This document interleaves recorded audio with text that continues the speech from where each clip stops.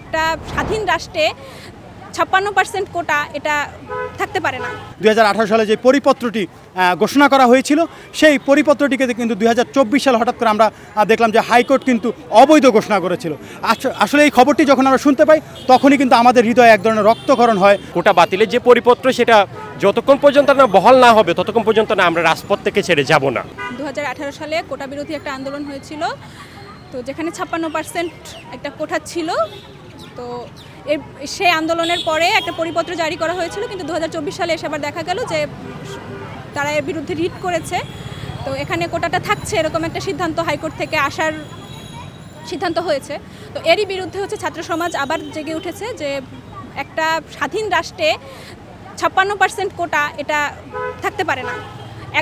1%-এর জন্য 56% কোটা এটা আসলে বৈষম্যমূলক, এটা ছাত্র সমাজ মনে করে, যার পরিপ্রেক্ষিতে ছাত্র সমাজ আজকে শাহবাগে দীর্ঘ সময় ধরে অবস্থান করেছে এবং পরবর্তীতে দাবি আদায় না হওয়া পর্যন্ত তারা রাজপথে থাকবে এরকমটাই ঘোষণা দিয়েছে ছাত্র সমাজের পক্ষ থেকে। 250-টিরও বেশি ডিজাইন অপশন নিয়ে ওয়ালটন স্মার্ট ফ্রিজ, বোঝে আপনার প্রয়োজন। আমরা যে বিষয়টির জন্য আসলে লড়াই করছি কিংবা আন্দোলন করছি সেটি হচ্ছে 2018 সালে সাধারণ শিক্ষার্থীদের আন্দোলনের চাপের মুখে মূলত যে সিদ্ধান্তটি সরকার নিয়েছিল, অর্থাৎ 2018 সালে যে পরিপত্রটি ঘোষণা করা হয়েছিল সেই পরিপত্রটিকে কিন্তু 2024 সালে হঠাৎ করে আমরা দেখলাম যে হাইকোর্ট কিন্তু অবৈধ ঘোষণা করেছিল। আসলে এই খবরটি যখন আমরা শুনতে পাই তখনই কিন্তু আমাদের হৃদয়ে এক ধরনের রক্তক্ষরণ হয়।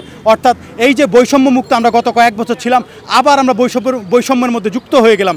এই তাৎক্ষণিক কিন্তু আমরা এই বৈষম্যকে কখনোই ঢাকা বিশ্ববিদ্যালয়ের শিক্ষার্থীরা প্রশ্রয় দেয়নি, বাংলাদেশের ছাত্র সমাজ প্রশ্রয় দেয়নি, যার পরিপ্রেক্ষিতে কিন্তু আমরা আমাদের আন্দোলন চলমান রেখেছি এবং সেই চলমান আন্দোলনের ধারাবাহিক কার্যক্রমের অংশ হিসেবে কিন্তু আজকের এই অবস্থান কর্মসূচিটি আপনারা দেখতে পেলেন। সুতরাং আমরা আসলে যেটি চাচ্ছি বা দাবি করছি, আমরা চাচ্ছি যে 2018 সালে যে পরিপত্র ঘোষণা করা হয়েছিল সেটিকে যেন পুনর্বহাল করা হয় এবং সরকার যদি মনে করেন যে এই কোটাকে সংস্কার করা দরকার, কিংবা যেভাবে আমার কথা হচ্ছে যে মেধাবীদেরকে সমান সুযোগ সৃষ্টি করার মাধ্যমে এবং কেউ যেন তাদের মেধা বিকাশের ক্ষেত্রে বঞ্চিত না হন, সেই সুস্পষ্ট জায়গাটি রেখে সরকার যে সিদ্ধান্ত নেবেন সেটি আমরা মেনে নিব। কিন্তু এই যে কোটাকে পুনর্বহাল করা, অর্থাৎ কোটাকে পুনর্বহাল করা মানে হচ্ছে যে বৈষম্যকে আসলে একটি আনুষ্ঠানিক রূপ দিয়ে দেওয়া, আমরা সাধারণ শিক্ষার্থীরা এমনটাই মনে করছি।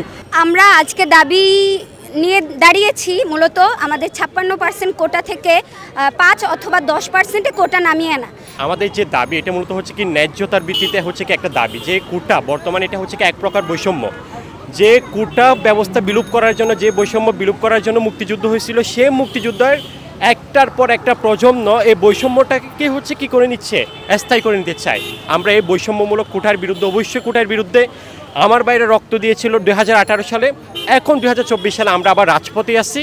আমরাও যতক্ষণ পর্যন্ত না এই 18 সালের হচ্ছে কি যে কোটার যে পরিপত্র, কোটা বাতিলের যে পরিপত্র সেটা যতক্ষণ পর্যন্ত না বহাল না হবে ততক্ষণ পর্যন্ত না আমরা রাজপথ থেকে ছেড়ে যাব না। আমরা জানি যে আগামী 4 তারিখে এই যে হাইকোর্টের পরিপত্রটা যে বাতিল করা হয়েছিল গত জুন মাসে, সেইটার আবার শুনানি আছে, সেটার বিরুদ্ধে রাষ্ট্রপক্ষ যে মামলা করেছিল সেটার একটা শুনানি হবে আগামী 4 তারিখে।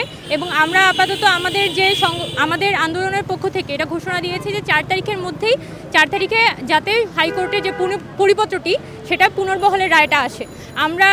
আমরা এই মুহূর্তে বলছি না যে যদি এটা মেনে না নেয় তাহলে পরবর্তীতে আমরা কী করব, বরং আমরা ডিটারমাইন্ড যে 4 তারিখের মধ্যে এটা সুরাহা হইতে হবে, না হলে ছাত্র সমাজ রাস্তায় নেমে আসবে, সরকারই আসলে এটার পরবর্তী দায়টা নিতে হবে।